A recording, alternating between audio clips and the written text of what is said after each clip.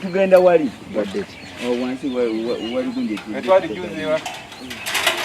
olwatutambula bwe tuwe twatugenda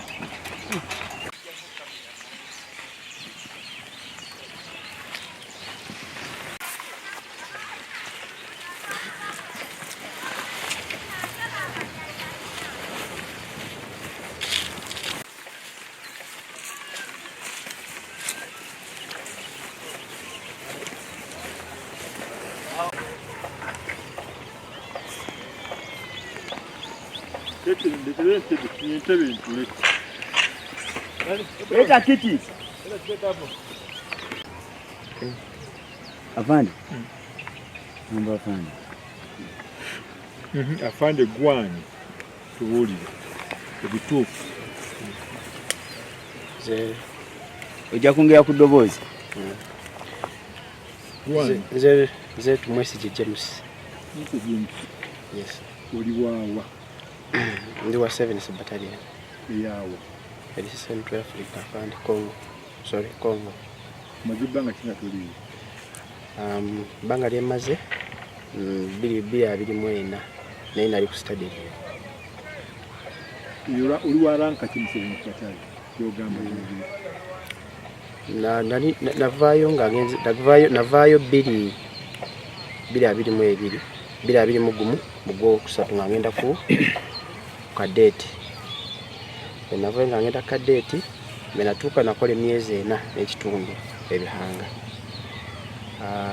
Nafuna bundi amnesia, nafuna accident nefuna amnesia ebantwala ebbobo nagenda okudda nga bankubya nga sapa tebankomissioninga.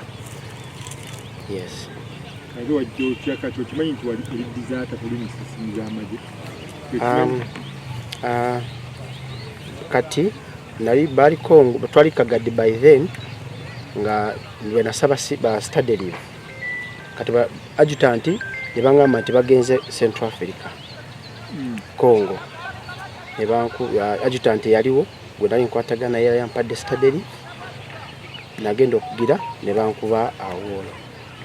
Maze emyaka 3. Ebiri. Kakati kiye kikwembaza enyota z'aba officers wazijjawa. Oli ranka ki mu 7th Battalion? By then nali private by then. Yes. Kati yali lieutenant wajijjawa ani yakuwa ranka?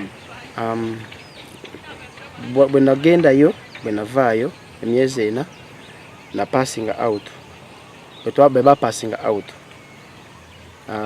Neba waliwo naye kati ya prachi yagenda waka. Bamsaid byagenda waka ya retirement. Yankommissioninga right now takyaliwo. Bamita Ruchamuzi Richard. Ana commissioninga abantu. Ana commissioninga abantu okuva gamba yakuwa pips. Yes. President ya commissioninga yikalo kimanyi? Yes sir. Kati musisimu y'amagye bakubala batuganye okyali musirikale bakubala batya musisimu y'amagye? Bwe nagenda ku bakubala batya saawa? Esaawa zino ndi awolo esaawa zino. Yes, ndi awolo. Kati bakwatiddewa? Kachiri. Amindi wa Kiso district. Nibadde okola ki? Nabadde na muganda wange erode yagenze gwe nabadde ndeeseeyo. Yagenze. Ate abantu bagyeko ssente bagamba bagyeko ssente abalina complaints ssente. Nze sina ekolona yo ku Lwokubiri nga mbuuza era nabuuza kumu kwa afande wa Air Force nga mbuuza recruitment eyewa Kiso muganda nkozi nze ndi mukira ya applyingira nembuuza nenvawo nengenda kati bwe navaawo sadda mukudda era nakomyewo nga ndi Kachiri alika wa Kiso. Afande sina muntu gwe nagyeko ssente. Sina muntu gwe nagyeko ssente yadde n'ekikumi n'eki. Natwalina abakuumiriza nti babagyeko ssente. Nze omuntu oyaze nambuuzaako era namugambe namudirects naye nga bagenda obuuze balaba tags. Ze siri ku recruitment team. Genda obuuze bali. Nenvawo nengenda we nalabidde afande Major gundi. Afande Major yaze n'angamba nti sooka ojje era we nakoze eki nasembye okutegera kwekundeeta wano. Lwaki bakukutte?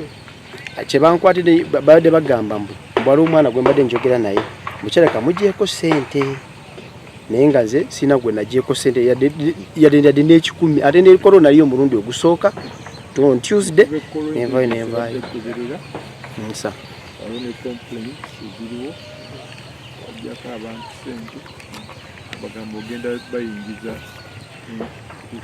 ate ekisooka nali siriiwo kozi najja ku Lwokubiri lwenyini naye nagija ssaawa 3 ekorona liyo yesiganye naliyo netutula n'okutuula dde n'omwana bwe bambuuza nenvawo zaalisanga 8 nenvawo neŋŋenda sigamba nti ekorona lisi ogambye nti amagi gakubalanga eyagaddukamu tuli mu uniform nze sigamba nti nali ku study leave be bankubira nali nateesa ne adjutant right now naye takyaliyo so kati we bakola ki be bankubira awoolo by then nga ndi Kyambogo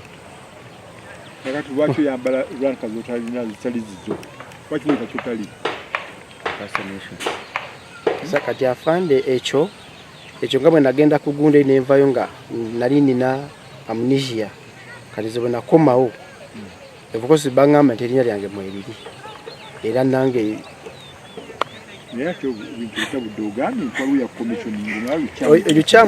bukyamuzi oyo yes ate kyendiko kyengezaako okunyonyera afande oyo yagenda retirement almost 1 year back bukyamuzi Richard yali ku CPA kati ebanji ya commission era naye nali nfuna sente zaki za nusuru 10 by then naye kati since there and then sidangamu ogambi wali private mu biseera ebyo naye kati amadaala gano otuuka otya okutuuka ku ddaala lya tuli mu 7 nagenda kweyita lieutenant nga teba commissioning ngako noyambala musirikale omanyi implication y'okweyita eddaala lyotali nzokweyita lieutenant kano mba nkoze musango gw'amaanyi naye gwe noyambala pips n'otambula ng'okimanyi toli lieutenant ate okimanyi tokyali mu sisimu y'amagye kuba kukya impersonation naye tokyali mu sisimu y'amagye bakuwala awol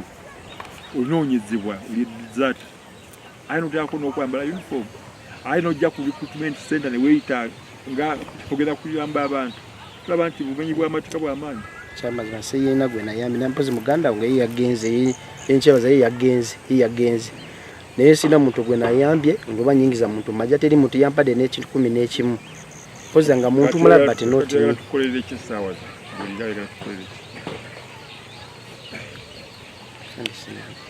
tumanyi kyoyagala sa katugende tumanyi kyoyagala kukolera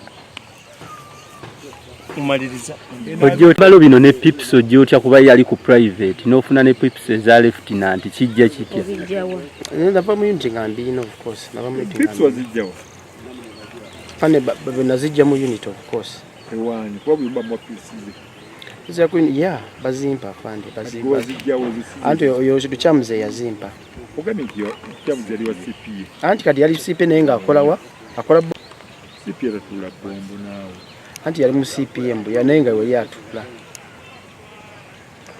amanya ze tumwesije ara James tumwesije Rusoke James esa zino obera mbera ndi mbeyogerere jembera amajja akagamala mu banga naingera 2011 kati n'emyaka 14 zata atuze mu 20 cent atansukulira kama nyanga tulaba kyakali kyamazima fane sina muntu gona je ku sente bantu bakuba statement already ayinza kubanga takiriza nti mu system talimu ekyo kikiriza nti mu system y'amagye tolimu kyo kituufu bwe nali kugunde kyo lakini bangamba nti Kyambogo ne bankuba awo kimaze banga kitawo wadiga kunoonya wabula myaka 2 wado kimanyi tamanyiga kunoonya newereeta